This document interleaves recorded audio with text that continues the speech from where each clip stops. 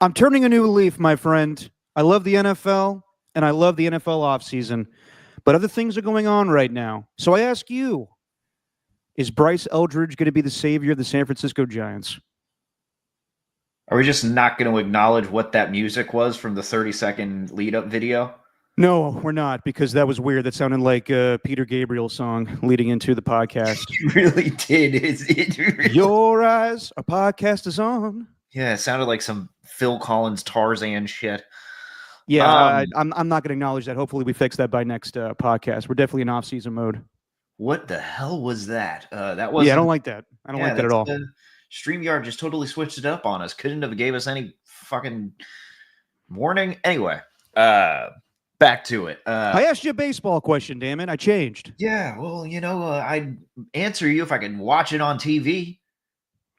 Yeah, that's the thing. There's no Giants spring training games on television. There's no Giants spring training. Last year didn't really care, but Bryce Eldridge is supposedly the most exciting player to come along, at least from their farm system since Marco Luciano, funnily enough. And now we have to watch it from a press box. Shout out to Alex Pavlovich for taking a video. It's like, so what you're saying is that it's not really that important right now. It's very important. Is it? No, it's not important, but I'd like to watch it. I'd like to watch it though. Yeah, I remember back in the day, spring training games being on TV when it was NBC. Well, not even NBC Sports Bay Area. It was like Comcast Sports Net. They would have it on television. But alas, they had baseball. They added a couple of games. They had it a couple of games a couple of years ago, but now it's no longer because Greg Johnson doesn't want to put in the money to actually broadcast these games. He thinks it costs them or doesn't profit them with anything, and instead keeps funneling money into this old administration that we're dealing with right now. It's lovely. Oh, yeah. Very lovely. All right. So then let's get to football then. Just your opinion, man. Stephen Langford, Derek Papa, we're back for the offseason. We took 2 weeks off. I went to go see my mom in Boca Raton, Florida. Had a good time. I also said Greg Johnson. I meant Charles Johnson. Either way, it's all good. Johnson & Johnson. Although it's not that company at all. Saw my mom. It was kind of gloomy. Like, it wasn't necessarily like Florida weather. It kind of was and wasn't. Like, it'd be gloomy 1 second, and then it'd get really hot. It'd get off and on again. Didn't go to the beach too much. Went one day to the beach. Ate a lot, so gained some weight. Yeah. And played some canasta. Went to dinner pretty much at 5 o'clock every night, and then went to bed at 9 p.m. You played some what? Canasta. What's that? It's something old people do. I actually didn't play it. What do they do? I actually don't know. I just know that's something that that old people play in their communities. It's like the same version of Who's My Guy. You don't even know. Not really. Who's My Guy would be like I legitimately don't remember somebody's name. Canasta's like, just a fun thing to say. Canasta. It's a game old people play. What is it though? I have no idea. Actually, I think it's a card game. I should have just said shuffleboard, honestly. Oh, it's a card game of the Rummy family. Yeah, Jim Rummy. Yeah. How about that? Wow. Yeah. So there you go. I didn't do any of those things actually. Just went to dinner with my mom. Watched a lot of shows. Caught up on Severance. Probably the best show out there right now. And if we have time today, we're trying to get off by 12:30 for the Warriors and Mavericks tips. Everybody could watch that, and then the Andre Iguodala jersey retirement festivities post game. Actually, I think it's going to be on NBC Sports Bay Area. But yeah, Steven, what were you up to these last 2 weeks? Same thing, just working, Derek. I didn't go to Florida. I don't do the classic Papa All-Star break where you literally take a break during the week. I don't do the classic Papa thing. I work. That's what I do. I'm a grinder. Sorry, you're calling me off for taking vacation? Yes, I'm grinding, Derek. Grinding. Mm-hmm. Yes. Yeah. Like okay, so like you didn't take a vacation for your honeymoon. What? You're not always grinding. Sometimes you take vacation. Always grinding, Derek, Yep. nonstop. And nothing's going on right now. I took a little vacation. And yes, this is the perfect time to do that because nothing's going on in sports right now. NBA All-Star break, Major League All-Star break, always take that off. Nothing Yeah, going on. but the All-Star break was in your home city, Derek. It's not like you went to shit. It's not my choice. So anyway. Well, hold on. If you did, like, just to go through that real quick, I watched all the festivities. I mean, cool. It's in San Francisco. I couldn't care less, honestly, to be completely honest with you. I watched the Saturday night festivities with the slam dunk contest, 3-point contest, the skills challenge. Kevin Hart having to interrupt every second of it. He's just annoying to me at this point. I'm sorry. I don't find him funny. He's just annoying. Mm-hmm. The All-Star game itself being turned into a tournament. Didn't enjoy that at all. All the stoppages to honor TNT. And it looked like some of the All-Stars didn't give a shit about them to begin with because I don't think that they like those guys because they talk shit about them constantly. Yeah. I would have preferred to have Steph Curry a little bit more involved in the All-Star Saturday night in some kind of 3-point contest. But I understand, he's Mr. San Francisco right now or Mr. Bay Area when it comes to basketball. He was doing a lot of stuff, a lot of community stuff. So I'm not going to act like he wasn't doing anything. Right. But it would have been more must-see TV to have him involved in something against Clay or Caitlin Clark. It would have been fun. But, yeah, Mac McClung, you could say he's the best slam dunk artist of all time. But, I mean, I think that's just by default at this point. So the only thing that I thought was entertaining was Chris Paul and Victor Wembanyama cheating during the skills competition, which I thought they got hosed. I guess they asked around the people that were running the skills competition and were told they could do that. And I guess they were told otherwise. I guess you have to have you have to at least legitimately take 3 shot attempts, and they just didn't care. So whatever. Honestly, I thought the SNL 50th anniversary was way more entertaining than All-Star Weekend. Yeah, but Derek, you're an afternoon host, and you could have done something like at the event. You could have not watched it on television. You could have you rubbed shoulders with Anthony Anderson, like our boy F. Yeah, I mean, I think that is that not enticing to you, Anthony Anderson being the draw? I do love me some Anthony Anderson, where he can, I can ask him, what was it like on the set of The Departed or Kangaroo Jack? Mm-hmm. But alas, damn, missed opportunity to talk to Anthony Anderson. I don't know. I'm just using that as an example. Yeah, you're acting like I would have been given a credential and everything, and I don't know if I would have been. Derek, you're an afternoon host at a station. Yeah, but I love Raymond Ritter, but he's helping out the other station. I get it. You also locker room, whatever, finals. We don't need to talk about that. That was a long time ago. Yeah, people don't forget. So if you're watching on TV, I think we can all agree. The All-Star weekend is just, I mean, the fact that it was in the Bay Area was cool, and what it was able to do for the community, like you mentioned with Steph, and there's a lot of impacts that we don't even hear about what it's able to do. And it's really cool that the city built up for it. But if you're watching on television, then it's just another bland All-Star weekend. To be honest, I didn't really bother watching too much of the game, the tournament, the mini tournament. Yeah. I spoke to Tim Reynolds, who writes for the Associated Press, and we were talking about the competitive energy, the fire, whatever. And he's like, yeah, maybe, but he's like, I'm just more curious to see how they fill the 3.5 hours of television that they have to do. He's like, TNT has a 3.5 hour window, and they're giving them 40 points to make it. Like, they could score 40 points in their sleep in this sort of tournament. Like, how are they going to fill 3.5 hours? It turns out they do it with Kevin Hart doing half-assed comedy. Yeah. The TNT guys saying goodbye, even though they're not really going anywhere. They're just going to another network. After Charles Barkley called what the San Francisco a rat infested hellhole that he doesn't want to go to. It was cool that he donated all that money, but Yeah, I mean, he did kind of walk it back a little bit. yeah, but still, he still said that about San Francisco. Yeah, a rich yeah, guy like I know rich guys like that don't have to give up their money, but I also think like it's an easy cop out. It's just, yeah, I have a bunch of money. Here you go.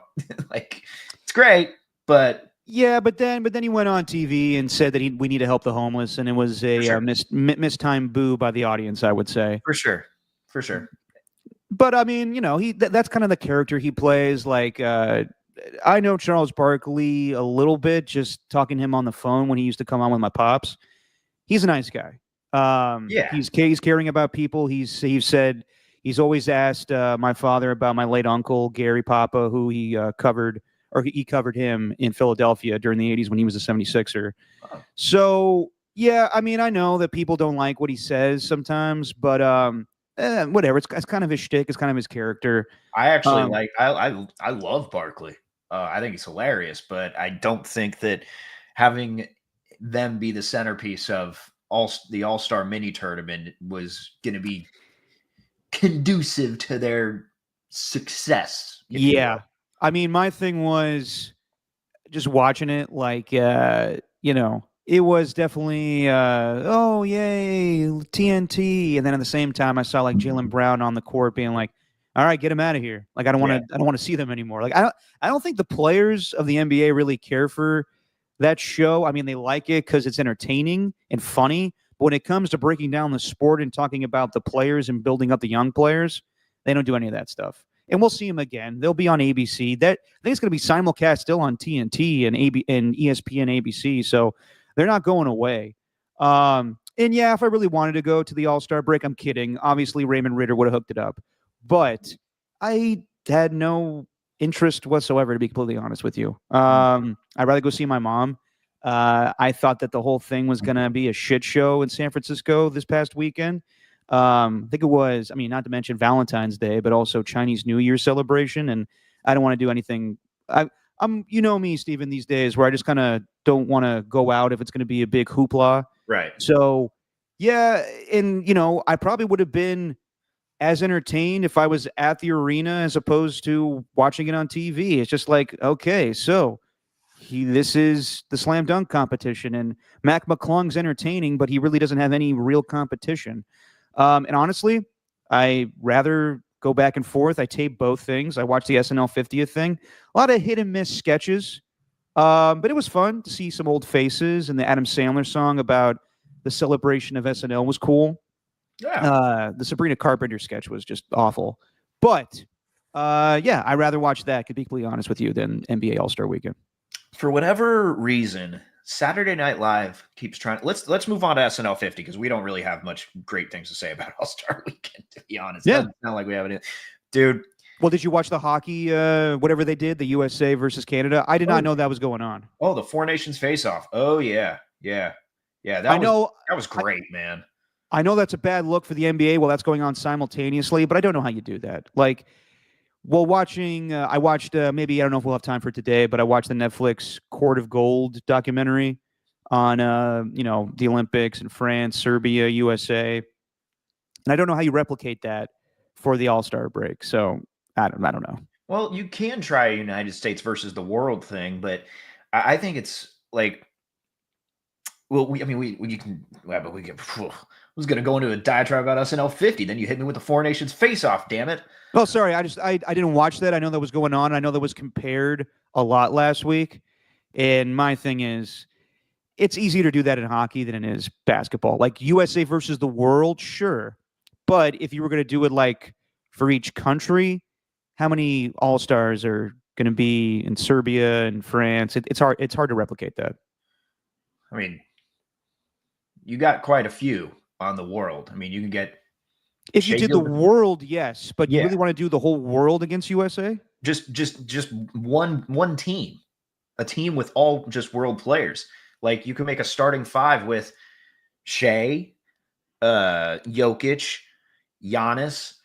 Who am I even missing right now? Why am I? Jokic. Well, you said Jokic, Giannis. Obviously, Wembenyama Yeah, can be another Wembanyama. one, but he's dealing with something that's kind of scary right now. This deep vein thrombosis does not Yeah. great. This blood clot already at that age. That's scary. But yeah, I think they could do. I think they could do something. But the question is, would the U.S. team care? Because from when they were asked during the media day, it was mostly from the international or players that come from different countries, the international players who are like, yeah, let's get this going. Like we want to play for pride, you know what I mean? And I think the United States is kind of cocky, like in Yeah. in a lot of the US players are kind of the reason the All-Star game is boring, right? They don't really put in an Hmm. effort. So Yeah. would they be able to do that same thing? Now the Four Nations face-off is totally different because they haven't played international hockey since 2016. That was the last time they had the Hockey World Cup. 2014 was the last Olympics they played in. So they've been desperate to play for their country. So I think that's what that was, and that's why you saw the tournament play out the way that it did. Yeah, and I don't know if the NBA really wants to get into the whole USA versus world thing. It's good for the Olympics, but I don't know if it would look good for the NBA if the USA team lost to the world team. I don't know if that's something that they want to promote right now. Right. That's the risk they're running. Would the Yes. NBA really want to do that? Probably not. It seems like a no-brainer, honestly, if they want to make it like a competitive game. I think it'd Sure. be a fun thing to do. I don't even know if it needs to be a replacement for the All-Star game, but I don't. Yeah. I don't know. I don't know. I don't know what the answer is. People are trying to find, like I saw last week when I was on vacation. It's the same thing that happens every time during the NBA All-Star break. Is how do you fix the All-Star game? And the truth is you can't, because I think just our attention spans are shorter. People Mhm. don't like exhibition games. The reason people watch NFL preseason games is because there's quarterback intrigue, there's rookies, there's shit like that. But for the most part, if it's going to be guys that you don't know are playing, then you're not going to watch. Right. That's why the Pro Bowl. If the Pro Bowl was still a game that took place after the Super Bowl, people will watch it because it's just still one more chance of football. That's what I think, at least. I could be wrong with that. I think that if you actually had a competitive game, like back in the day when I was a kid, if you had the Pro Bowl was after the Super Bowl and guys actually played. Right. But now it's before the Super Bowl. A lot of guys bow out. And I think there's a lot of current players don't give a shit. I think that the NBA All-Star game, why would we put our bodies on the line, even though you don't really need to? Baseball, it's still the only thing that actually is a game. Like, it's actually a baseball game. Now, the stakes are different. I personally liked it back in the day. I know it doesn't make a lot of sense, but when you had whoever won American League, National League, that team had home field advantage for the World Series, I kind of like that a little bit, but it also cheapens the regular season for like a team that won, if you won like 110 games, but you lost out because the National League won the World Series. So my answer to all of it is we just got dumber as a society, and we don't really care to watch exhibition games. I really don't think you can fix it. No, I don't really think there is either, unless you put those stakes to it. But like you said, do you really want to minimize what's at stake in the regular season just for the sake of one competitive day? Like Right. I don't think so. I mean, unless they think it's going to drive the ratings up or something like that. But no, but the thing is, like, this is when the NBA, this is when it gets interesting. And just everything with the regular season down the line. But back to Saturday Night Live, there. Go for it. Oh, it was great. Yeah. But I also think, like, Great. I thought so, I thought it but was fun and good. yeah, it was. Why can't I just say great? What's the problem with saying great? Dude, I was watching with my mom. That Sabrina Carpenter sketch where they were at the wedding. I was like, what the hell is this? See, that's what I think, though, is the anniversary, if anything, was a representation of the decline of SNL. Yes. Like the peaks of the weekend, and you could take the documentaries, you could take the concert. A lot of it was a celebration of the history of it, but the best part of the concert was, and we haven't even finished it yet, but I can guarantee you there's nothing that's going to top it, was Will Ferrell and Anna Gasteyer reprising their role as I forgot what their names are, but the two teachers, Yeah.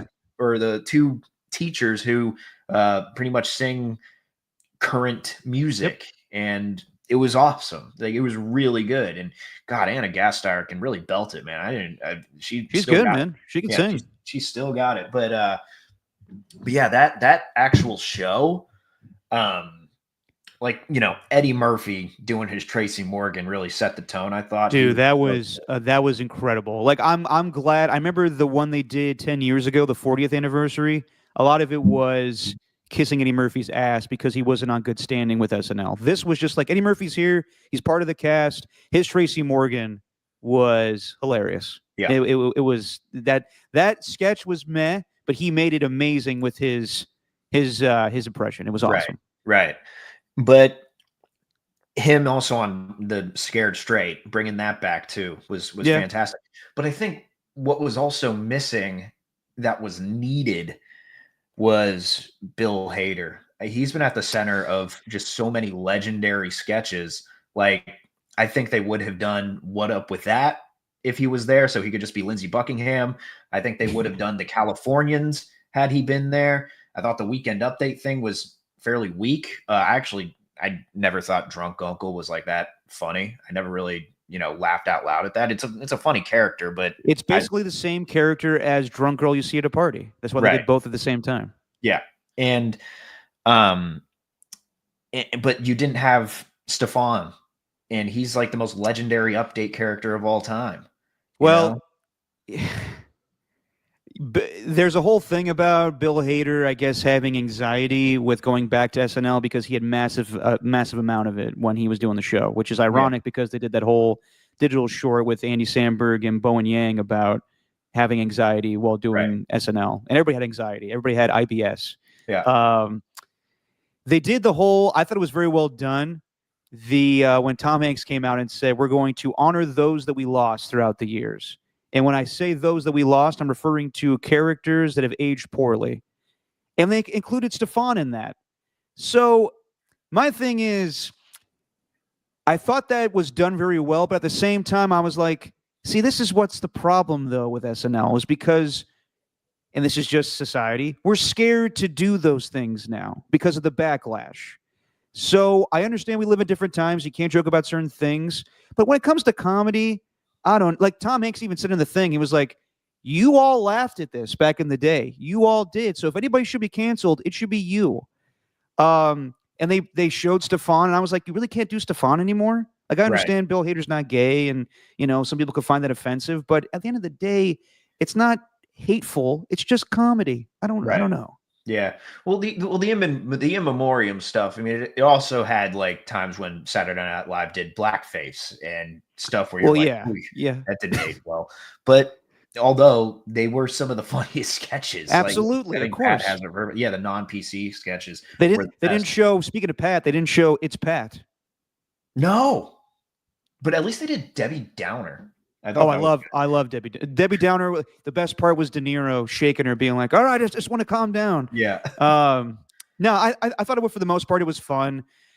I'm with you. Some of the newer cast members, that reminded me, like, this is why I don't watch the show anymore, because these people aren't that funny to me. Yeah. See but that also brings me back to what you said at the beginning with the Sabrina Carpenter sketch. Mm-hmm. They tried making that like a thing. I remember seeing that because they tried to base it off her song Espresso, and they tried making it seem like at a bachelorette or at a wedding, they're singing about their bachelorette party and how the bride slept with a guy named Domingo. And it was the most annoying sketch that I think I've ever seen.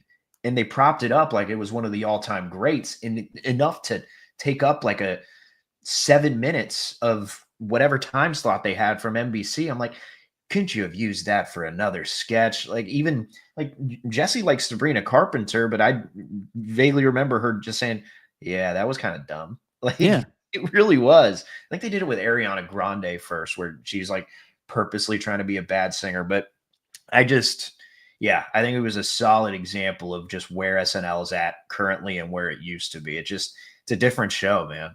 Yeah, they could have had more time with Adam Sandler doing Opera Man on Weekend Update or something. Something like that. Anything. Like, I think they could have done a little bit more with it. I thought they did well, but there could have been more done. That's the point I'm making, is that SNL for the 50th anniversary was kind of hit or miss, but it was 10 times better than the NBA All-Star break Sure. or game I itself do or the think festivities. I do like everything they did, though. I do like the documentary, the Live from New York one, directed by Questlove. That was good. Where Oh, you talk about everything that like leading up to it, like the all of it. Peacock stuff? Yeah, like all of it. And the maybe the anniversary show was like, I'm not gonna say it was the weakest part, but everything they did to celebrate it, I thought it was great. But yeah, there's just some of those sketches where Yeah, no. Like honestly, like when I was flying, I missed out on watching the concert, I guess, special they had on Friday night, yeah. where, like you said, they did the Will Ferrell and Anna Gasteyer thing, but they had a lot of bands perform. I'm not a big Post Malone guy, but from what I saw with him doing "Smells Like Teen Spirit" with Nirvana, I was like, that was pretty badass.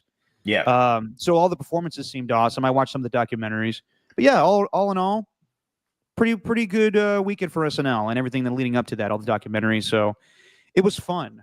All right, Steven, we're in it. We're in the time of the fuckery, the NFL offseason. And I know every year we do the same thing, the whole shtick. I love it. You are lukewarm on it. And I got to be honest. I try to get into it. I mean, I don't try to get into it. I am into it. I love it. I love NFL free agency. While I'm on vacation, I try to get away from it all and put my phone away. But alas, every little bit of news that pops up on my phone, I got to look at.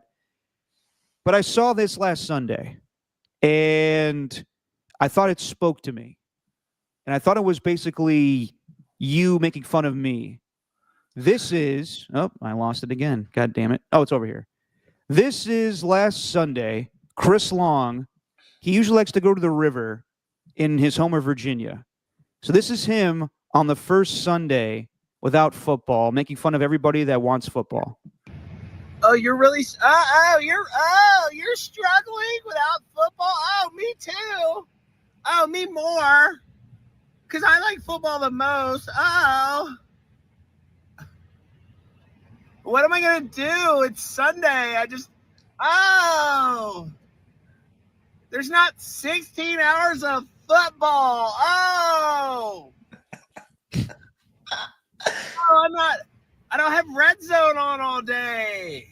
What's going on in the Panthers Saints game? Oh. We get it. You like football. We get it. Oh, what else? What else is there to do? Oh. I'm a content creator. Oh, what am I going to create now? Ah. Figure it out. Yep. That's me. He's talking about me. That's when I realized, God, I got to do more with my life than just care about the NFL offseason during this. And I know you've been saying that for years, but that was like someone like, I respect Chris Long, and I respect you too, Stephen. But listening to his podcast, he's always like big on football, but always like, I don't need football. So as a former player, for him to be like, you guys need to get out and fucking do something with your lives, I was like, you're right. You're absolutely right.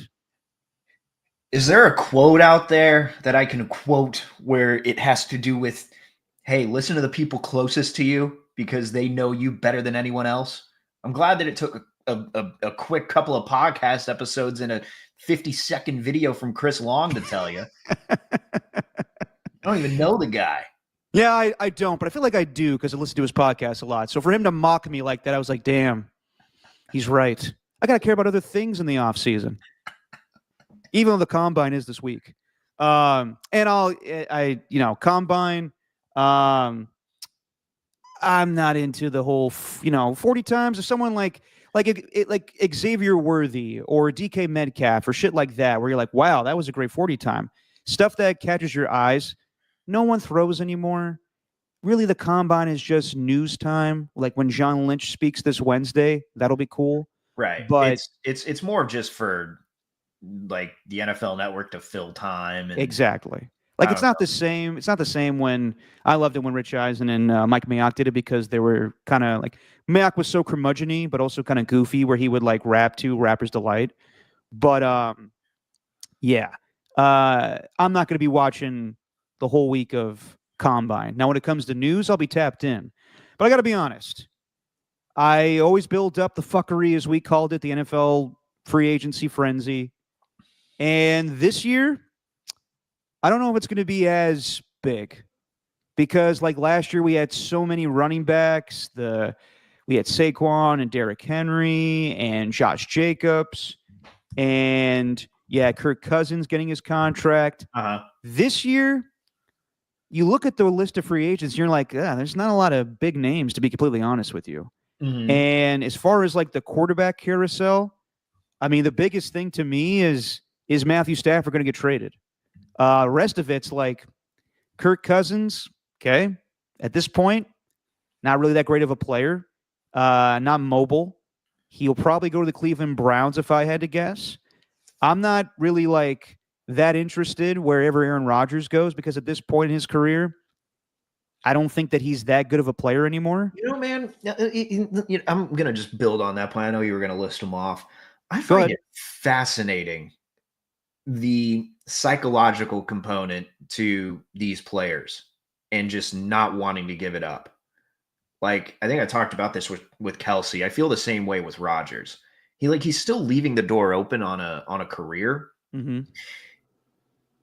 But they're clearly, it's obvious. I'm saying anything earth-shattering here, but it's obvious that they passed their prime. Mm-hmm. But they still want to compete. And I'm interested. I don't know who's going to do this. Like, I'm not going to be the one to do it. I'm not a director. I'm not a documentary filmmaker, but I'm fascinated to see like how much of like not an addiction, but just what football players are like when their routine goes away. I think they're just so addicted to the routine of football. It's what they've been doing their whole lives. He's clearly not the same player that he once was and isn't going to get back to that level. I mean, he could be good, but he's not going to get back to the Aaron Rodgers that won back-to-back MVPs, right? Travis Kelce's the same way. Like, he was getting bullied in that game against the Eagles, and that would be a time, I think, for players to have that sort of flip of the switch where it's like, damn, it might be my time here. But he's still leaving the door open for a potential return to the Chiefs. Like, and he might not retire. I think it's just fascinating, man. Am I interested to see where Aaron Rodgers goes? No, but I am kind of surprised that he's just not hanging up the cleats because it feels like you've made the money, you've had your success. You're probably not going to win another Super Bowl the year whichever team you join. It would probably take a couple of years, if that. Like, it's clearly time, but these guys just want to stick around for whatever reason. I don't necessarily know if he's 100% coming back because everyone's saying that they think he is. Right. But I don't think has he done the darkness retreat and all that? I know like some TMZ kid caught up with him the other day while he was in LA. Yeah. But, no, I don't think he's come out and said I'm definitely playing this year. No, he hasn't. He's still leaving it. But the fact that it's even like a thought, I don't know. Well, yeah, that's the thing to me. It was just like him going to the Steelers. Sounds cool. Okay, I'd probably be down for that. But I don't know if they're going to go that route. And I don't know what they're doing with Russell Wilson. Even Russell Wilson, like, do I care if he signs back with the Steelers? Do I care if he goes to, like, the Giants or some other team? Not really. Like, we're talking about, like, quarterbacks that are past their prime when it comes to free agency. Big names. They're big names, sure, but they're not big players anymore. Right. To me, that kind of, like, removes the excitement of the offseason a little bit. Now, the biggest domino, I think, that's out there quarterback-wise is Matthew Stafford. I usually watch Tom Pelissero's interviews on Rich Eisen, and I saw the interview where he said the Rams gave Stafford permission to go talk to other teams to see what his value is elsewhere. Because it seems like he wants something around $45 million or $50 million a year, and they're like, we're not going to pay you that right now at the tail end of your career. So they're telling him, go ask around the league, see what they'll give you. I guess the Giants are the team that are linked the most to Stafford, but I'm like, Giants, good Lord. I like Jeff Saturday's all their problems. I like Jeff Saturday's plea on ESPN. He's like, dude, you're going to get killed. Like, don't go there. Do not go to the Giants. And sorry, I just texted with Alon. He's going to join us for a little Raiders roundtable discussion.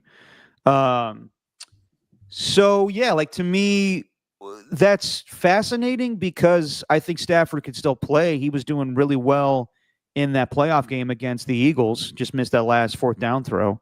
There are times this season where you're like, he doesn't look the same. Like their defense played really well down the stretch, and offensively they didn't do a lot. And I know that he's upset that Cooper Kupp is going to get cut or traded, most likely cut. His wife goes on her podcast and talks about that. Anybody that thinks that the Rams want to get rid of Matthew Stafford because of what Kelly Stafford has to say, I'm like, that's not how they do business. Right. But to me, I find it extremely interesting that the Rams are like, by all means, go ask around the league. Because then if one team says, we'll pay him that amount of money, then what are you willing to then up your offer? You want to go then pay him just because the Giants are willing to pay him that amount of money? It just seems interesting to me, like where the Rams are either going to call their own bluff and be like, all right, if you want to go somewhere else and they'll pay you that amount of money, go for it. But it's just interesting with a player that's under contract that they would allow him to go talk to another team. And you only do that when you know you're not going to get that player back. Like 2 years ago, that's what the Jets did with Aaron Rodgers. Or that's what the Packers did with Aaron Rodgers. They allowed him to go talk to the Jets because at that point they wanted to move on. The Rams are in a weird spot where they don't want to move on from Stafford, but yet they'd be willing to do that if that meant that, he wants this certain amount of money and they don't want to do that. They don't want to pay him 45 or 50 million.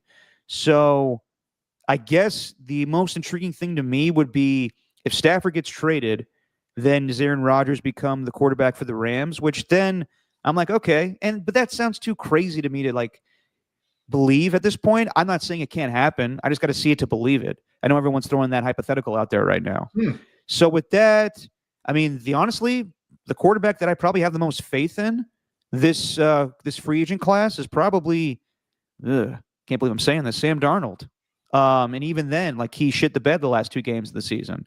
Yeah. And then you look around, like I said, the other free agents. Yeah. If we find time for Spadoni to hop on here, I'll just tell you something he said to me in passing. I don't want Darnold. I want Rodgers. And I was like, have you been smoking pot before 5 in the morning? Yeah. And then that was the end of that. We didn't say anything else to each other. Yeah. That's how it goes. Yeah, I mean, full disclosure, we wanted Spadoni to jump on with us today, but time to work out, so we're going to get Alon, and maybe we'll get Spadoni another day. Wow. But, yeah, I think that I'm not down with that. I don't want Rodgers. It makes no sense. Like I saw before we hopped on here, Vinny Bonsignor say that don't be surprised if Tom Brady's a guy that can lure big-name free agents to the Raiders, which I wouldn't be surprised with. But does it make sense to go after Matthew Stafford right now? Like, for Stafford, I don't know why the hell you want to go to the Raiders. Like, there's who's your Brock Bowers. I keep forgetting that Jacoby Myers is not a free agent. Actually, he's under contract with the Raiders for 1 more year. Right. So they got them and Trey Tucker, but besides that, like I don't think that's appealing. So that's probably the biggest thing as far as intrigue. Where's Stafford going to go? At the end of the day, I think that the Rams just bite the bullet and bring him back because they have no other options quarterback wise. So if that's the case, who's the biggest name available? T. Higgins? Okay, well, the Bengals are going to tag him. And then if it turns into a whole thing of Stephon Diggs, maybe. Yeah, but he's coming off the torn ACL. Like defense-wise, Khalil Mack. But Khalil Mack's down the tail end of his career too. Yeah. Joey Bosa could get cut. I think it's honestly the more intriguing things are the players that are not coming back to their teams. Cooper Kupp, Deebo Samuel, what's going to happen with them? But that could be drawn out for a little while because there's a certain date and there's, our team's going to actually trade for him or them. You don't know. Most likely, I think both those guys get cut, but we'll see. So I'll be completely honest. I love NFL free agency, and we'll talk about it. But I don't think this year is going to be as exciting as in year past. Aw, Eric. I know. It's crushing to me. Wow. Has it ever been that exciting, though, or are you just maturing? How about that? Great question. Great question.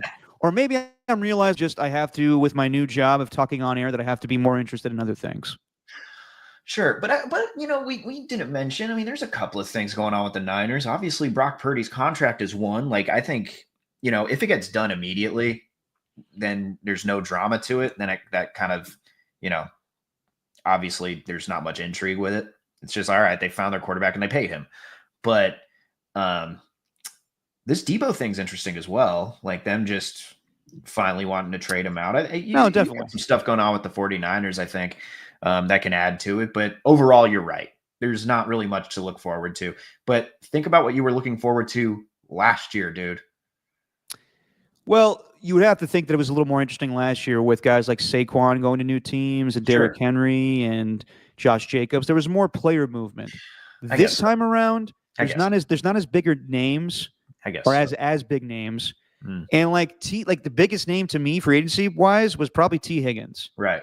So if they tag him, I still don't think they're going to be able to find a way to pay Jamar Chase what he wants. I think it's like $40 million a year. Right. And then pay T. Higgins $30 million a year. Yeah. So it either turns into them. I mean, they don't have to do shit. They could just I forgot that you could tag a player 3 straight years. So the Bengals theoretically could do this again next year. So if they tag him, then they don't have to do anything. Right. He has to sign the tender, but then that means that if he doesn't sign the tender, then he's a free agent next year. And they can't tag him again.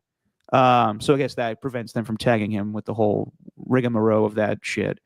But there then turns into a whole thing of, are they going to trade T. Higgins? I'm sure that gets drawn out because the Bengals are a interesting organization. They do things financially differently than other organizations. So they can just hold on to T. Higgins for pretty much this whole offseason and decide when they want to trade him. So that kind of takes the fun out of that. When really you could have just signed him to maybe like a 3-year deal for minimal money. But then again, maybe T. Higgins doesn't want that. So yeah, besides that, I know there's some other guys that are out there. I'll be into it because I just love this time of year. But I'll be honest, there's not a lot of luster to this year's fuckery than in years past. Sure. I think an underrated one that no one's really paying attention to because he wasn't really himself last year, and rightfully so, is Charvarius Ward. I think his free agency, I think that's one that that's going to fly under the radar because he's not necessarily like an all-pro name, some player that's on the move like that. But he was playing at a pretty high level. And then obviously what happened with his family, just the devastation that he had. Like, I mean, him saying that he lost it, it's so sad. Like him opening up the way that he did. And he's during his time with the Niners, he's been fairly like closed off, just kind of like lets the play speak for itself. But when he opened up like that, it was just like, man, that's heartbreaking. And then seeing him post, or at least I think he actually said it publicly, whichever team's going to get me is going to get like a Charvarius Ward who is motivated, re-energized, like I'm back. So I think that's one that's going to be fairly intriguing to watch. But other than that, yeah, man, it's not much to look forward to. Look, this is perfect time. I mean, take up, I don't know. Well, I mean, any of the 5 things that I told you to take up last year, feel free to keep that list. I'm not going to create a new 5 for you. I'm not trying to shape your life and schedule. Well, it's funny you say that, Stephen, because I was listening back to that episode while I was flying yesterday, and I wanted to go through, revisit those 5 things as we wait for Alon. I don't know where he is at the moment. Yeah. But you came up with a list last year of 5 things to take my mind off of football. And those 5 things were snorkeling, which, funny enough, I was out to dinner with my mom, and she was like, do you want to do anything different next time you come visit me? And I'm like, well, what do you have in mind? And she goes, have you ever gone snorkeling? And I was like, it's funny you say that, Mom, because that's on the list of things that Steven suggested I do to take my mind off of football. She goes, well, I don't know what you're talking about, but yeah, let's do that. So that could be on the agenda. So what I wanted to do, we got time now. What the hell? Well, half of those were, I mean, most of them were mostly jokes. I think the only one that I realistically suggested was to watch Drive to Survive. I think that's getting to Formula One. Well, that's the thing. I don't know if we'll do it today, but we could probably do it next time. Is we'll revisit these 5 things and which ones I can legitimately do this time around, and which ones we could change. So we don't have to do it today, but I'll give you the 5. So snorkeling was one of them. Going snorkeling, and that could easily be done while I visit my mom in Florida. The other one was lay cement. And I got to be honest, that was a funny idea, Steven. I don't know how the hell we do that. Yeah, that was more inspired by an Instagram video I saw where there's like some teenager who's laying cement, and I'm just like, man, that could be something for Derek. Well, I don't know how I would obtain said cement truck or lay it down. I probably have to go to like a workshop or something. Yeah. And that doesn't sound entirely fun. Yeah. So that may be one we change. Just saying, it builds character. You want to do it with me? Look, if this radio thing doesn't work out, maybe. Okay. Then that's on the back burner there. If our careers go down the shitter, we'll lay cement. Yeah. Okay. The third one was take up golf, and that's something I think I definitely could do. You're close by in Alameda now. There's definitely places around we could hit up. So we could do that. That's okay. So snorkeling and golf manageable. Laying cement not so much. The other one was watching more, or just watching F1, the series on Netflix, and that I could definitely do and probably will do, considering that F1 movie's coming out this summer with Brad Pitt. Yeah, they couldn't get anyone else to play that role. Yeah, I know. Like that feels like the perfect movie for who's my guy? The new hotshot, good-looking dude in movies. Was in Top Gun. Shamalama Ding Dong? Not Shamalama Ding Dong. Who's the dude? The good-looking dude. It was in Hitman. Glenn Powell. Glenn Powell. I feel like he could have been in that movie, but alas, Brad Pitt's more of a bankable star. I get that. Yep. So that's definitely manageable. Could do the F1 show and just watch more F1 races. The last one was join a slow pitch softball league. And that one, nah. I'm probably not doing that one. I think I suggested that as I had my broken shoulder. Yes, you did. Mm-hmm. So next podcast, we got to come up with 2 new things for me to do during this offseason. Okay. And I also like that we're doing this as if I keep busy. As if I'm like some active guy who's getting out every day. Like, you're probably not the best person to ask this thing, but you're the only co-host to have this podcast. So yeah. I'll be no, dude. I'll be back on the softball field in no time. I'm gonna find a league out here in the Meta. Nice. I'll figure it out. There's a couple of baseball fields.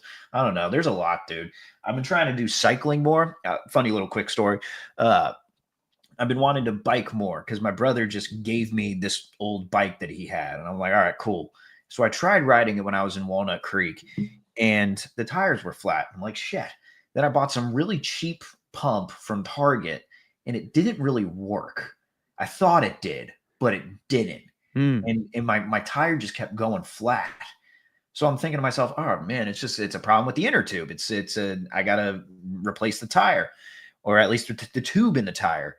So when I got here to Alameda, like I was waiting for it to stop raining. That's number one. And then when it did, I ended up going to buy the tube. I went on Amazon and got the tools for the tube. And then I couldn't find the pump.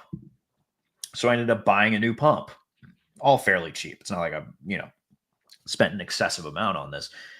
Turns out it wasn't a problem with the tube at all. It was all just the tire pump that was the problem. So I'm back on the roads, dude.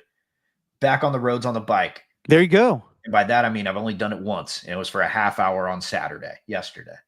Oh, nice. Yeah. Great bike. I can't remember the last time I rode a bike. Yeah, dude. It's nice. It's like, ooh, this is it's harder. It's going to be a little harder than you remember, because the old legs, dude, they get tired. Yeah. You're not exactly Lance fucking Armstrong out there.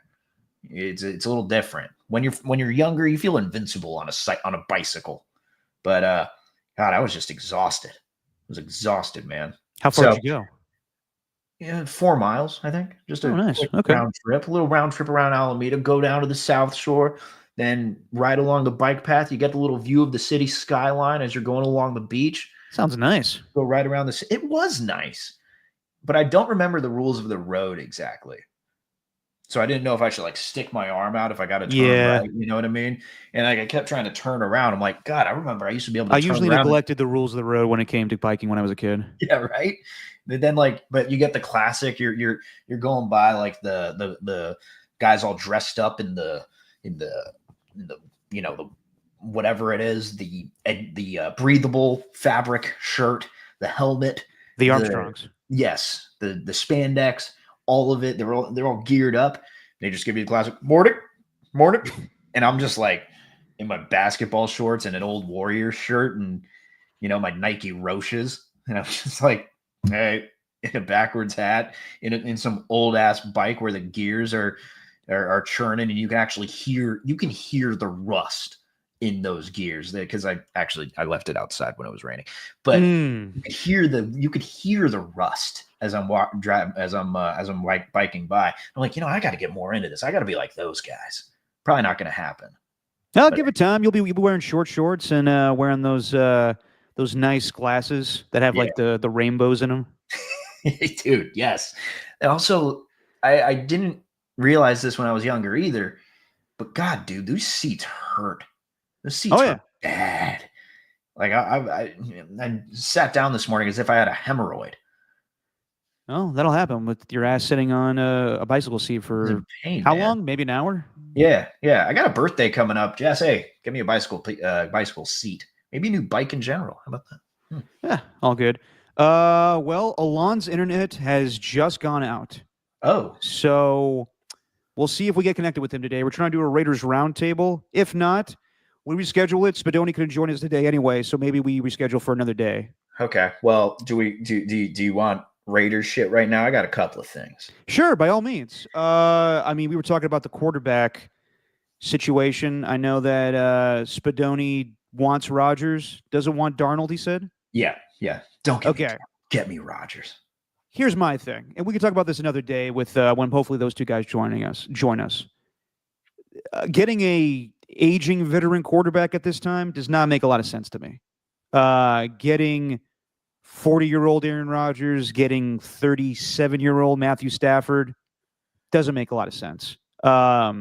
It feels like that's a quick fix, and I've been saying for a while now the Raiders need to draft a quarterback. And I know that the idea of Cam Ward and Shedeur Sanders initially, when the regular season ended, everybody was like, okay, those are going to be probably the top two guys in this draft, and it's definitely declined over time of what people think of those two guys, of them being at the top of the draft. Now the Raiders could get Shedeur Sanders at 6 possibly, but you got to think that maybe the Giants or even the Browns would want a quarterback before the Raiders at 6. Seeing a lot of mock drafts with that though. Yeah. A lot. I think Daniel Jeremiah, Field Yates. I don't think Mel Kiper. Mel Kiper had the Raiders drafting Tedorowo McMillan. Not Field Yates. No, and also Todd McShay. And then Dane Brugler too. A lot of guys have Shedeur going 6. Yeah, because that seems like the natural fit. I mean, we've been talking about that for a while now. Everyone knows that Mark Davis is infatuated with Shedeur Sanders, Tom Brady's relationship with him. So I think that's the natural thing to believe. But we'll see if he goes before that. I don't know. Why is he dropping to 6? Just because of the fit? Like, I don't know. It feels like these mock drafters, who, by the way, we need to keep track of. Like, we need to keep track of these guys and hold them accountable for their mocks because they're always wrong in these damn things. They're always wrong when they're this early. I think mock drafts this time of year are ridiculous. I got to be honest because we're like less than 2 months out. Yeah, but you got free agency. Like, you got to take that into account afterwards. Like, the draft is when it comes to the NFL, it's one of the unique sports where the draft happens after free agency. Right. So to do mock drafts, Daniel Jeremiah has been honest, even saying, NFL Network pushes me to do this shit. Right. Like, when he does his final mock draft, that's when he was talking to all 32 GMs. and he got intel. But like the one he just did, he doesn't know anything. Right. Like, and he'll even admit that. I mean, he knows some things. Obviously, Dylan Jeremiah is very tapped in, but he was very honest. And Mike Mayock was extremely honest when NFL Network would say, "We need you to do a mock draft this time of year because we need content." And he's like, "Well, by all means, I'll just pull this out of my ass." No one knows anything at this point. Out of his bubble butt. I do think that you hear things from the combine, so maybe people will get more intel then. Right. I mean, this time last year, we knew that the Bears, we knew that the Bears wanted Caleb Williams. That wasn't a surprise. This time around, the Titans, the Browns, did I say Titans? No, keep going. I'm trying to change, damn it. I know. I know. It's going to be tough. It's going to be tough because they have the first overall pick. The Titans and the Browns and the Giants all seem like quarterback-needy teams, but it sounds like they're not very high on Shedeur or Cam Ward. So maybe maybe the Raiders could have, honestly, their pick of the litter when it comes to quarterbacks. I mean, shit, I would take Cam Ward over Shedeur Sanders, but maybe they won't. Who knows? I would assume Cam Ward's going to go before Shedeur, and maybe one team before the Raiders would do that. But that's just to say, if anybody thinks that the Raiders are going to get better right away with Aaron Rodgers or Matthew Stafford, I think you're sorely mistaken. Or even Russell Wilson. I could see maybe Russell Wilson because his connection to Pete, but I also don't think that, you got to think about the offensive coordinator connection. I don't think that Chip Kelly would mesh well with Aaron Rodgers or Matthew Stafford. Right. I think the guy that would mesh the best, and even though he had a really good season last year and he's going to cash in free agency, but he had a very bad end of the season, the guy that's the best bridge quarterback and the guy that probably could mesh well with Chip Kelly, because I don't know if they're I think probably he was at Oregon the same time he was at USC. Sam Darnold. Sam Darnold might be the best option. Maybe, but maybe it's just because I'm just yearning for a quarterback, but a rookie quarterback at that. Isn't the Falcons just a cautionary tale in doing this whole thing? Because all those guys you mentioned, they probably want 40 to 50 million on the market, even more than that for Stafford. Do you really want to turn this into a Kirk Cousins, Michael Penix situation where they're just done with him after the first year, less than the season into it? What are you looking at? Just a alarming message here from AJ Cruz. Nice guy. Please let Derek know I finally found a new job. I'm assuming job. Only free to hang out with him during the week until March 9th, 2025. After that, I can't hang out with him anymore. What does that mean? I don't know. Elaborate, AJ Cruz. Sorry, continue. No, but I would rather them draft the quarterback, sign Marcus Mariota for cheap, have him be the backup, and be the guy that he was to Jaden Daniels with the Commanders. I think that's the best course of action.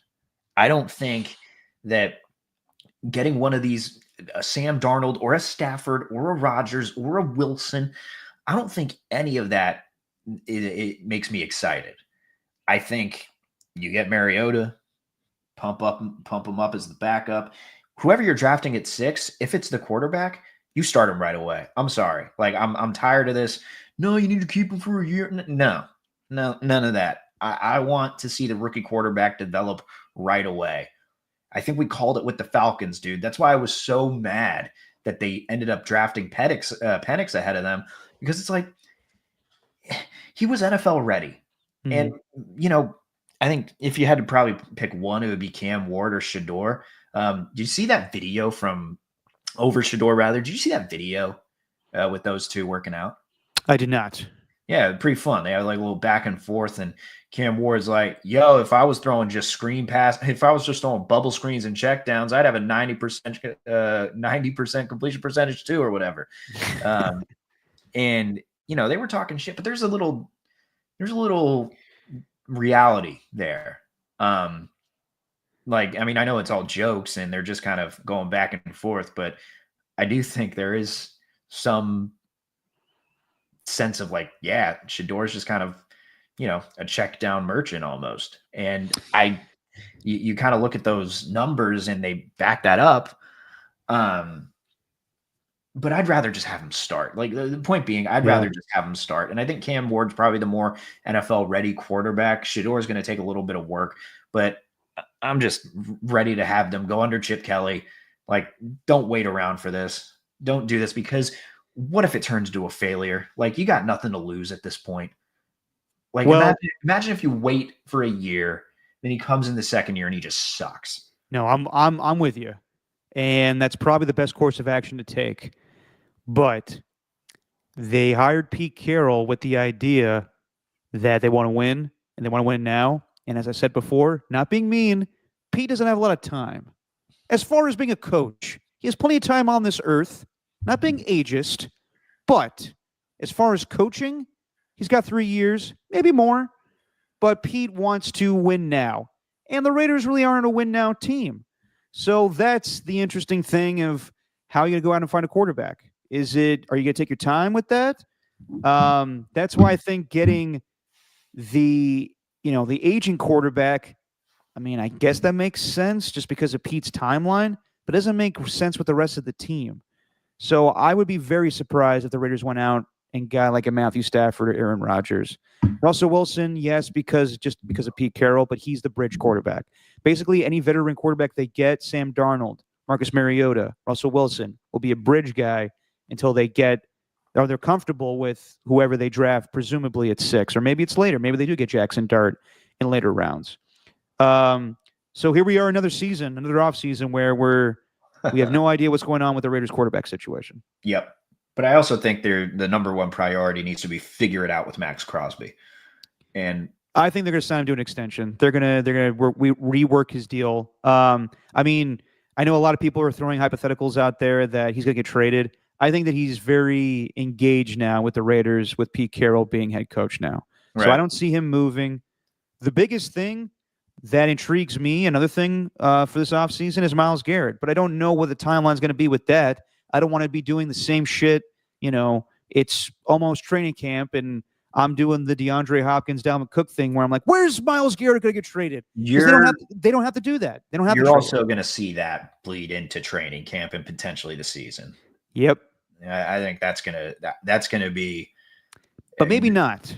Maybe, but God, those Browns are. It sounds like the Browns are standing on business, and they don't right now, it probably makes sense for them to trade him. But if I was Andrew Berry, I'm like, why would we trade Myles Garrett? He's our best player. Yeah. At the same time, as I said before, Deshaun Watson's contract just fucked over your franchise. Right. So it probably would be best to recoup draft picks back for Myles Garrett, because you can't get rid of this guy, unfortunately, with Deshaun Watson. The dead cap hit is just ridiculous and astronomical. They probably should just do it, but I think it's like $170 million in dead cap, which is unheard of. So it would just cripple your franchise for I don't know how long. The Myles Garrett thing, yeah, I mean, most likely, I would say the Browns don't have to do shit until training camp. But then again, if you're going to trade him, you might as well trade him before the draft. That's the only saving grace. I don't see it happening quickly or smoothly. Right.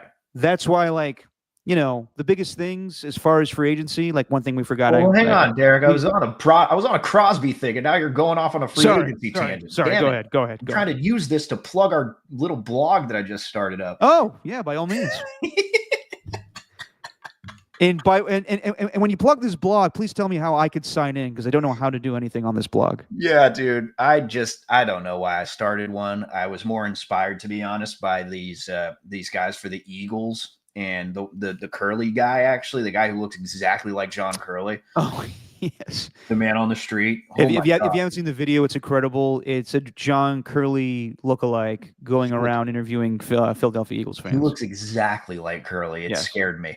But I looked at where he was from, and then I saw like the little, the blog that they did, and I thought that was really cool. And I thought, like, we don't really have that, do we? Like in the Bay Area, we don't have like a real popular, like, just kind of blog that was created by fans of Bay Area sports. And I just think we need to start one up. If there's going to be people to do it, maybe it's us. We're not writers. We don't really know much about it, but Steven, you forget my manifesto where I told everybody I'm not a Raiders fan anymore. yeah, there's that too. So I think it'd be something really cool. And I think it's, you got to, it doesn't feel like there's any blog. There's just a lot of Twitters. There's just a lot of very popular Twitter accounts that sort of have blogs, but not really. They're nothing that people are clamoring for. So I think we can start one up, and I don't know if more people want to write in it. That'd be cool. I haven't given you any way to write in it, which I will. That would be greatly appreciated. Yes, but point being, I wrote one on Max Crosby, and I just think it's ridiculous that we're even entertaining the idea that they're gonna get rid of him. I can't believe Raider fans think that's something that could happen. Like, the Raiders just can't afford to do this. Like, they can't afford to let another Khalil Mack go. Like, I think the thing that stuck out for me with Gruden, for example, we are forgetting that he traded Mack for whatever reason. That's the only thing he hasn't brought up on his awesome content that he's been posting. You've had interviews with Crosby, you've had interviews with Jacobs, and they were great. But the first order of business that he had when he rejoined the Raiders, was to trade Khalil Mack, and that was the biggest thing. Yeah, you can't have that. You can't have that again. And it's just, I get why Niner fans go crazy for something like that, because he posted something about loving the Bay, and Brad, who covers the SF Niners and does the SF Niners page on Instagram and Twitter or whatever, he put out a trade proposal. There was Deebo Samuel and a couple of first round picks for Crosby. Who says no? And it's like, I think the Raiders say no. Yeah, they definitely say no. It's just Mark Davis hasn't really come out and said it, but I assume he does not like the 49ers very much. Yeah, no. I've said it before. I don't think there's any chance in hell that the Niners and Raiders do a deal on anything. I just think that ship sailed a long time ago. Right. And as far as Max Crosby being traded, I can't see it. I thought that maybe at the trade deadline, you consider it with the Detroit Lions, with how desperate they were with Aiden Hutchinson getting injured for the rest of the season. But I can't see it now. I think that they're going to – Pete Carroll is big on having leaders, and I think that he sees one in Max Crosby. I think that Max Crosby's rejuvenated to be a Raider again. I think they'll incentivize him financially to continue his Raider career. And also Patrick Graham coming back with the illusion of complexity as defensive coordinator. I think that helps him, Max Crosby. So I can't see Crosby getting traded. So yeah, if that happens, we'll discuss it, obviously. But I'm not going to entertain that right now because I don't think it's a thing. Right. There's more legitimacy to Myles Garrett because he's come out and said, I don't want to be there anymore. Right. So yeah, check out the blog. And if I can find a way to write an article, I will. You will. Yeah, I don't see Crosby getting traded. And just going back to free agency, intrigue for the Niners, a name that we'll throw out there a couple weeks. Sounds like Joey Bosa is going to get cut. And there was all that talk last year about would the Niners be interested. I wonder if Joey Bosa would be interested if he wants to be second fiddle to his brother on a defensive line. Or even if he wants to pay taxes here in California. I wonder if even Nick Bosa sometimes wants to play in California, but they're paying him, so he might as well. No chance. Yeah. Sorry, there's no chance. So we'll see what happens with that. I mean, the big thing is Dre Greenlaw. What's going to happen with him? Matt Barrows told me and Copes he doesn't think that Matt Barrows is coming. Or Matt Barrows doesn't believe that Dre Greenlaw is coming back. He wants to run his own defense. Which I'm like, that's interesting. I figure he would want to come back if it's for the right price, but I don't know if the Niners trust him financially with giving him a multi-year contract given the injury. So there's definitely intriguing things, but like I said, just not feeling the same vibe I did a year ago when it came to the fuckery. Yeah. I'd actually be interested in the Raiders taking a swing in Charvarius Ward, bringing him back to the AFC West. That'd be interesting. I think they need a veteran cornerback if they're going to add in free agency. Zach Martin, I had that dream a little while ago. He's retiring, so He is, yeah. That's not happening anymore. Nope. I don't know. They need to build everywhere.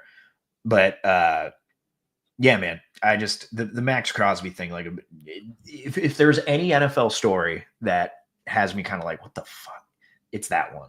It just didn't make any sense. Yeah, I can't see it right now. I think there's other names. Like we're going to hear a lot about other guys being like the biggest thing, maybe the most spiciest thing. Like I love getting notifications of things you didn't see coming.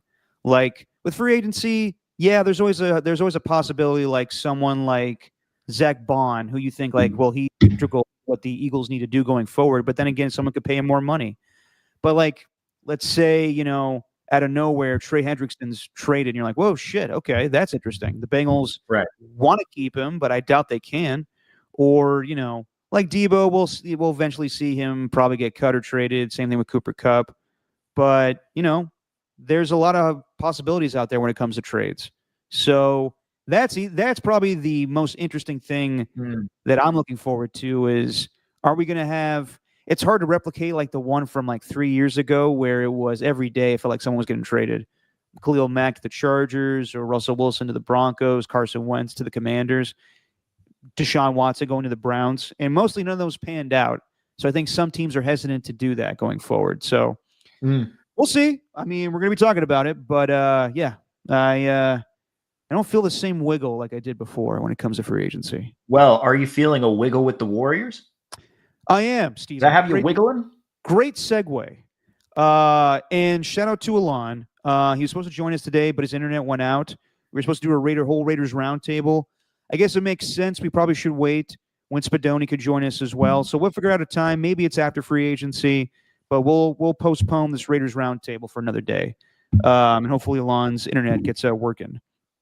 As far as the Warriors, just watched the game they played against the Sacramento Kings. I was still in Florida the other night when they were playing that game, and they're about to tip off here in about 23 minutes for their game against the actually 13 minutes. My math is way off. Against what? Wait a second. What time do you have, Derek? I got the math right. Okay, the math is mathing. 13 minutes is 12:27. Yeah, I hear you. Oh, 27? Well, okay, close enough. Yeah, that's always what 16 minutes. Close enough. Close enough. Mm-hmm. And taking the line from AJ Cruz, the math ain't mathin'. Shout out to AJ Cruz. He's getting a job. So I guess that's what he means when he says he won't be as available as in the past. To watch Wicked with you, apparently, Derek. Well, I never was going to watch Wicked back-to-back. That's a Tim Webb thing. Tim Webb lost the bet. Congrats to AJ Cruz, but AJ Cruz, you have a very strong decision to make, a Sophie's choice, if you will. Congrats on your new job, but we like guys that are dedicated to this podcast. So by all means, you'll have a very tough decision to make. But as far as the Warriors, yeah, dude, 4-1 with Jimmy Butler. They looked great the other night. I thought that was a game that they could possibly lose coming out of the All-Star break, a little sluggish. But they came out firing on all cylinders. Bro. I like that Steve Kerr is sticking with Pods as the 2 guard going forward. He says that. We'll see what happens. My biggest thing is what's it going to look like when Kuminga comes back? Because I like Moody right now. Moody's looking very comfortable in the 4 spot. But I'm assuming that Kuminga's going to take that spot when he's healthy. So could you change it every night with the 2 guard of going from Pods to Moody? But as far as just the sack game, Pods was looking great. Moody was looking great. Buddy Hield with the new haircut, looking great coming off the bench, shooting well since he was really hot in the 3-point contest and then kind of fizzled out at the end. But they just look different, man. They look different with Jimmy Butler. They flow differently. They're not, they're not as efficient in the 3-point shot, but they're moving, they're grooving. It's fluid basketball. They're playing well defensively. I just want to see what they look like with this lineup when they have to play like Jokic or Embiid or a true center at the 5. Can they, are they going to go small still? Will they have to change things up and have to have Draymond either come off the bench or play the 5 or have Kuminga come off the bench? Those are all things for another day. But As of right now, we'll see what happens when they play the Mavericks in a little bit here, but I'm liking what I'm seeing from the Warriors. Well, the Embiid thing, Embiid literally said he's not as good because of the injury. So I'm not worried about that. I think the biggest thing with them is that he has reinvigorated some life. And I think we were just looking at this whole recency bias thing where it's just, oh, he's been suspended. Oh, he's acting like a baby with the Miami Heat. Like he's not going to be any good anymore. I think that's the reason why people were down on it. You know, you try to come up with basketball reasons.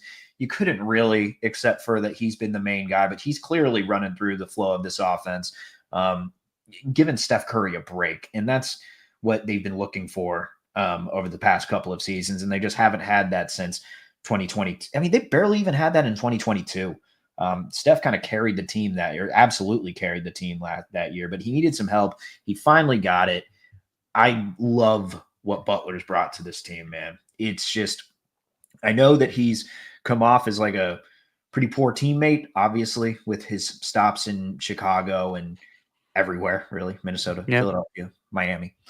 But, dude, at the end of the day, he's a smooth cat. That's what I was trying to tell these people. He's a smooth cat, man. He is like, have you ever seen his responses to a lot of these guys? Like just the way that he's talking in the press conferences. Like he's a different guy. And he's always been smooth. I think he's really won over the Warriors with his, he really won over the Warriors just with his IQ. I think just having someone who knows when to get to the line, knows when he needs to slow the game down. I'm still going to go back to that thing that Steph said when he's like, man, just for us to be able to, just for us to have the ability to talk when he's shooting free throws, get set on defense, like just the little things like that. He is slowing the game down for the Warriors, man. But see, like why Skills? Why? I'm glad Butler has improved, but I've never liked him, smooth or not. Why? What has made you not like Jimmy Butler? What? I never disliked Jimmy Butler. I will admit that I was wrong. And Skills is chiming up here. I'm tolerating him because it's about the name in the front of the uniform. Okay. My thing with Jimmy Butler was, and I'll admit when I'm wrong, I thought that at the time when the news was announced, I was like, shit, they're out of options. And they didn't want Steph, clearly didn't want him. Draymond didn't want him. Steve Kerr has reservations. But now if they're all on board and they're digging him and you see the result right now, they're 4-1 with him, I can't argue with it. And my hesitation was, yes, things that happened in the past. But if I'm really being honest, it was definitely more of a Pat Riley thing than Jimmy Butler. Pat Riley has done this before. He drove LeBron out of Miami.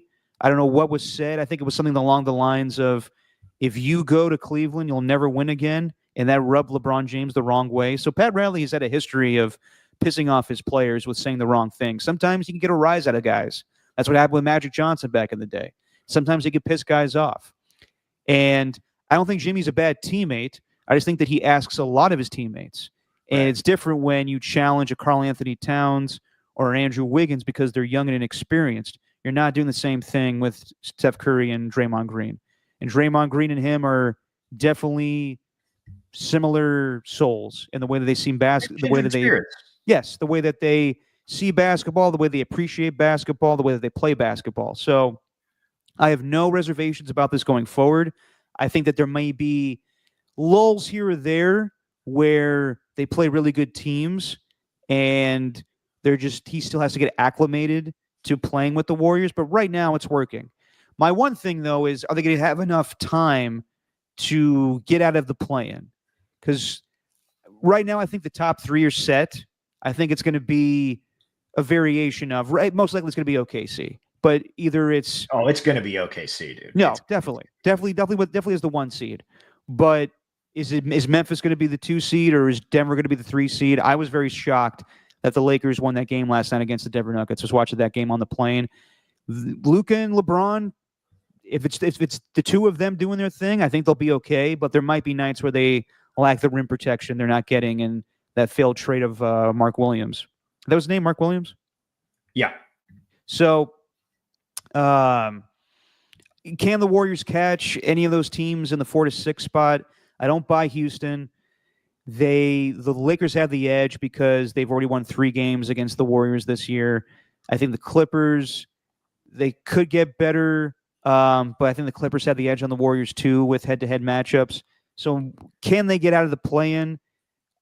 I'm thinking about next year too, and maybe this seems a little bit more like the 2021 season for the Warriors, where they lost to the Grizzlies in the play-in. They build on something, and then they became a championship team again. So maybe that's the case again for next season. But with how little seasons we have remaining with Steph Curry and Steve Kerr, I'm going to say fuck all that for right now. It's all about this season. Whatever happens, happens. I have not high expectations, but I think they can finish strong. I think they can maybe win a playoff series, maybe win a playing game. We'll see. But they're definitely a better team than where they were, like from the start of the season to where they even were at the 12-3 start, in my opinion, to obviously where they were with the losing streak. They're a different team right now, and they can cause some damage. Yeah, I think there's going to be a lot we'll learn with the Warriors in these next couple of games. Not so much with the Mavericks and the Hornets at home, but once they get on a 5-game road trip. That's where I'm interested to see how they gel, because you could get Kuminga back on that road trip, which should be interesting. But I think that's going to tell you where you want them to finish in these standings by the end of the regular season, because obviously you want them in the 6th spot. Like I think that's a tall order. I mean, you'd probably have to win 20 of the next 26 games at least if you want. Their schedule is favorable, but you never know with the NBA. Well, that's what I'm saying is like you probably want that at least if you want to get to the 6th spot. Like you got to really go on a run here. But if you want the 7 or 8, like if you want home court advantage, like is home court advantage going to matter? Or I think you want to finish 7th or 8th, obviously, right? But do you want the home court as the 7th seed, or can you get away with being on the road and being that 8th seed and just having to do it from the play-in that way?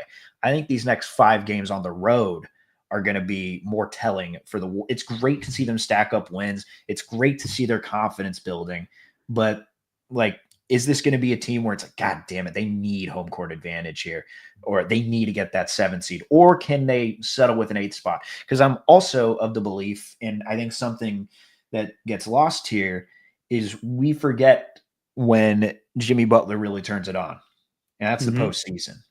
He's already doing it here, reinvigorated with the Warriors. Like, I think they are that team again, where even though we don't see the same championship team that's going to get celebrated in the next couple of days against the Hornets when they, honor the 2015 team. Obviously, they're going to retire Andre's jersey after this game. But I think the NBA still fears them in that they don't want to see Steph Curry, Draymond, and Jimmy Butler in the postseason. I just don't think they want to see that version of them. So I have a lot of confidence in this team, believe it or not. Like when Draymond goes on the air just on TNT and says, we need to win a champion, we're going to win a championship. I know you're going to hate that, but I love that he set that expectation, because it should be just, yeah, we're going to win it. Like, put that on us. And I think he's going to be, I don't think Draymond is going to go into the end of this season like dogging it. I think he's going to amp it up. I think Butler's going to amp it up. I think the Warriors thrive in that kind of under that kind of pressure. I know it's almost foolish to say, but who cares? Whatever, it's sports. It's not that serious. I love it. That's one way to look at it, Steven. That's one way to look at it. Yeah. My thing with Draymond is I loved how honest he was with the All-Star game and saying it's laughable. It's not even watchable. And they're like, he's on the pregame show hours before they're about to do this thing, and he's just pissing all over it. The other part of it, though, to say the Warriors going to win a championship, you notice how he didn't say this season? That's Draymond's like cop-out to be like, I didn't necessarily say we're going to win a championship this year. I'm talking about maybe in the next 3 seasons here. I'm not buying that he meant this season. Did that way this season, though? Wasn't that like the context of the conversation? I watched that. Maybe it's the context of what was asked, but the words that Draymond was saying, He never once said we're going to win a championship this season. Interesting. So that could be his cop-out. But I would assume that's what he was insinuating. I would have a hard time believing they're going to win the championship this year. But as you said, Steven, Jimmy Butler has been known to take lesser teams to the finals. And if a 7 or 8 seed Warriors upsets, I mean, that's the thing, though. The Warriors would have to beat either OKC in the first round or Memphis or Denver. The thing is, though, I think Brian Windhorst brought this up on NBA Today. The league looks at the time, it was OKC, Memphis, and Houston as the top 3 seeds in the West. And I guess what was coming back with more experienced teams in the West was we're not buying those teams right now. I would buy OKC. I would buy Memphis a little bit. I'm not buying the Rockets. That's the one team I could see actually slip into the play-in, and the Warriors could maybe take their spot. But we'll see, man. We're going to watch this game coming up in a couple minutes here. Andre Iguodala is getting his jersey retired. And yeah, when I think of Andre Iguodala, I think of, he was obviously very important to the championship run. A lot of people like Chris Mad Dog Russo went on First Take because I can't believe they're gonna retire his jersey. He averaged 9 points in his career. It's not about that. It's not about the offensive output. It's about what he did in all aspects of basketball. It's what he did when he came off the bench and started secretly in the NBA Finals to become MVP of that Finals in 2015. It's him having great defensive plays against LeBron James in the closing seconds of Game 3 in the NBA Finals, getting a steal. It's him even, what I remember from Andre Iguodala is his personality, his goofiness. When Draymond and KD were going through their bullshit, I remember him getting interviewed that night after they had the screaming match. And Andre Iguodala saying something along the lines of, I remember this quote from an old pimp back in the day. It's the rise to the mountain always ain't smooth. And everybody kind of laughed. But actually, that's kind of true. I remember even he's talking to his wife off camera, be like, baby, remember that? And he's brings his wife and remember that old phrase by the pimp? Or even remember Whitley interviewing Andre on the red carpet and doing the office thing where she's like, smells like updog in here. And Andre's like, well, it's probably you. He's just quick like that. So I know people are going to say Andre Iguodala, getting his jersey retired. No, there's a very good comparison right now to him and Jimmy Butler. Different type of player, but honestly, not that different. Who made that comparison first? I wonder. Did you? On this podcast, yeah, maybe as soon as he got traded to the Warriors. Yeah. Okay, well, good. Some guy went on this podcast and said, this is the first, the closest thing they've had since to the guy that's getting the jersey retired, number 9. Yeah, there's Andre Iguodala comparison. Maybe they made a comparison a long time ago. Maybe people forget about it. No, that's a comparison by you, man. So yeah, I'm happy that they're retiring Andre's number today. I think he set the standard. I think he really set the standard of being what the Warriors were, because you don't win those championships thinking you're bigger than anyone on the team, thinking it's all about you. And when Andre, I think he, up to that point when he got benched, he started in the previous 800 games or something. And that was the most by any active player in the NBA. I could be wrong on that stat, or maybe it was 600. It was one of those numbers with the circle in it. I don't know if it was 800 or 600. That's a good way to remember it. Yeah, there's a number with a zero in it, with a circle in it. Yeah, but it was the record up to that point as far as consecutive starts, and he forgoed that just so they could at least get Draymond Green some more playing time, because Draymond Green was up and coming. So I thought just the jersey retirement, I think, is more than what he did on the court. I think there's things that we just don't see. And I think it's things that can only be said so much by guys in sports radio interviews, guys on TV. I don't think we can truly understand just how important he was to that championship run off the court. It's stuff that you can't understand unless you were actually a part of the team. So I think it's deserved. I'll be honest, when I first heard it, I'm like, would I lose sleep if another player wore number 9 for the Warriors again? No, but is it cool to see a guy like that get celebrated? And, you know, if he wasn't getting his jersey retired, we'd probably be talking about this dynasty 20 years from now saying, man, Andre should have gotten more credit, you know, like, and he's getting that credit now. This is the ultimate recognition. I think it's really cool for him and his family, and to see like his son do the narration when they initially promoted the video. It was in Super Bowl time, so we didn't really talk about it, but I just think watching him grow up, that was pretty sweet. So I think the Warriors are doing right by him, man. And you can't ever say like he didn't get the credit he deserves, because the Warriors are giving him that credit. Yeah, and he was also kind of an unsung hero a little bit, even though he was Finals MVP. People debated it. Yeah. And yeah, he wasn't putting out, like, towards the end, even some people were questioning, like, was he kind of a Udonis Haslem type of guy, just there all the time, and not really playing that much.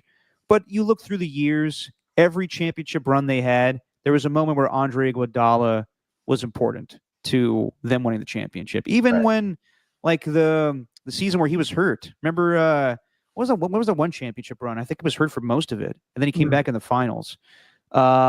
But yeah, man, I mean, people are going to say, like, out of all the people during that dynastic run, he's getting his jersey retired first because he's the first person to retire. Yeah. And also, Derek, it's never going to be perfect. Of course.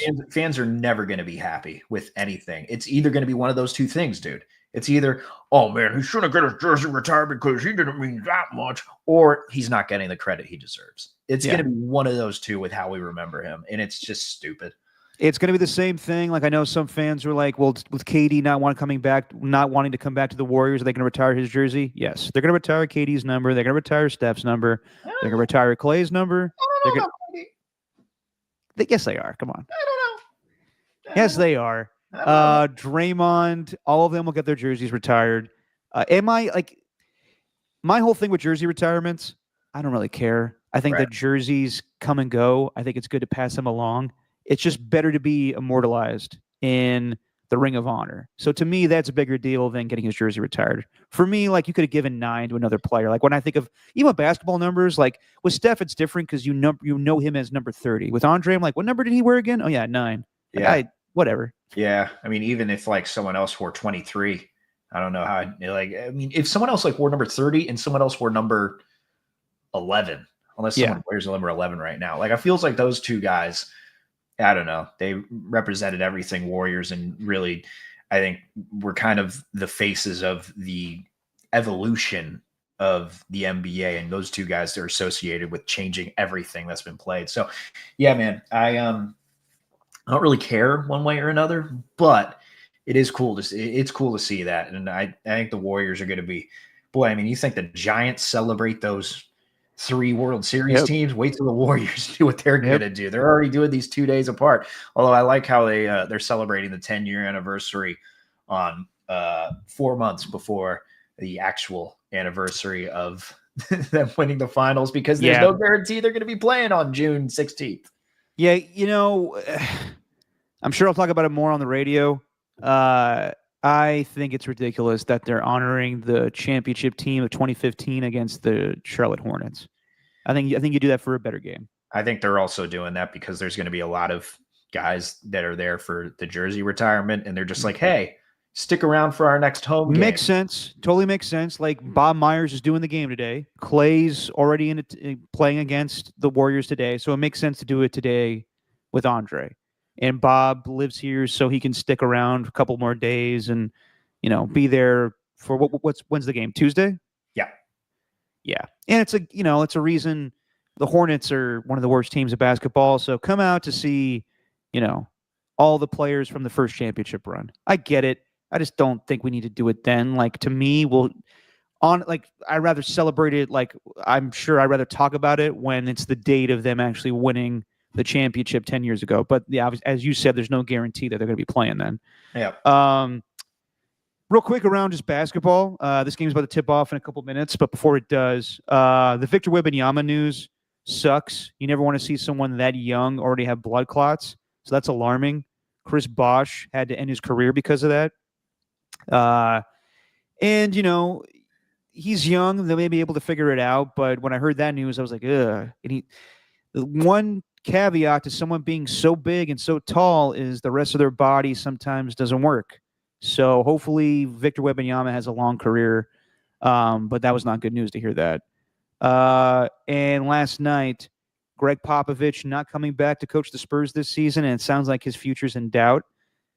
That's tough because I love Pop. I know a lot of people don't like the way that he kind of conducts himself with the media. I think it's great. I think he just doesn't bullshit. So if it is the end of his career, that's unfortunate. We'll see what happens with that. But I would hate for him to leave because of health and not in his own terms. But that's just the way it goes sometimes. Yep. I hope he comes back, but I don't know. Greg, just take the time off, man. You've been doing it long enough. Yep. So yeah, that's going to be it for today, guys. Sorry Alon couldn't join us for a Raiders Roundtable, but we'll figure out another time where hopefully him and Spadoni could do that together. As far as what we got planned for this NFL offseason, as far as the show, we got some things lined up. We might do a 49ers Roundtable with our guys Tommy Call and Evan Giddings. We're lining that up this week, and we may do that next Sunday. Believe in just your opinion, man. What's that? Believe in just your opinion, man. There you go. And we're going to do a week from today, the second annual Jammies, our award show where we will honor the year in sports and you guys, Opiner of the Year. Look at some of the categories we did last year. It's like impression of the year or sound of the year. So we'll go through and see what should win those awards this year. I got a date lined up. Mike Silver of The Athletic, longtime NFL writer, is going to join us on March 16th. Nice. March 16th, Mike Silver is going to join us on the podcast a week after the fuckery free agency. He's actually going to join me. We're going to do a show together, our own rendition of Papa and Silver. So he'll join us on the podcast, and then the next day he's going to do the show with me. So look forward to that. And I want to give a shout out to my man, Tom Tolbert. He is doing his show tomorrow, the Tom Tolbert Show. You can catch it on YouTube. And look forward to Uncensored Tom and what he's got going forward. Mm-hmm. And he's going to join us on the podcast sometime. We'll figure it out. Maybe we plug Pint for Paws, his the foundation he loves, the charity event he loves, plugging every year. So maybe we do it that time of year. But good luck to Tom with the Tom Tolbert Show coming out tomorrow. Nice. Yep. And that's it, guys. We'll be back on Wednesday. We'll react to these two Warrior games. They're going to honor Andre Iguodala after the game. So I guess tune into NBC Sports Bay Area to see the festivities with that. And we'll see you guys on Wednesday. To everybody in the chat, to the skills reports, Ernie 1, Ernie 2, Rock a New Era, the newly employed AJ Cruz, congrats. And I believe that is it for today, unless I left somebody out. Oh, Pat H. What up, Pat H? All right, guys. We'll see you guys on Wednesday. Steven, say what you always say. ESPN and Major League Baseball ending their partnership. How stupid of you, Stephen A. Smith. That's just our opinion, man. I mean, he's the one that led that, right? Led the charge.